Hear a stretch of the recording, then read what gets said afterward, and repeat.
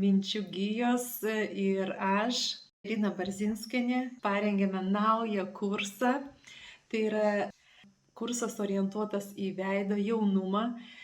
Siekis yra išlaikyti veidą kuo geresnės formos, išryškinti jo natūralų grožį, tą natūralų grožį tarsi užkonservuoti ir tai padaryti natūraliom ir prieinamom priemonėm, kuriuos kiekviena gali daryti. Tai reikia tik veidrodžio, kad pratimus galėtumėm atlikti, reikia savo rankyčių, kad masažuoti ir paprasčiausio kineziologinio teipo, kad užtvirtinti visų metodikų rezultatą ir jį pratęsti.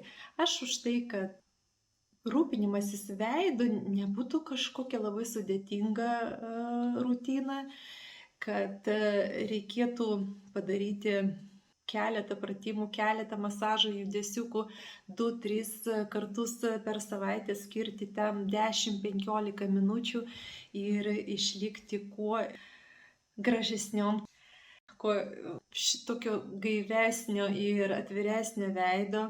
Ir tas brandus amžius, kad jis nebūtų našta, kad jis būtų šventė, nes, kaip dabar madinga sakyti, gražiai senti.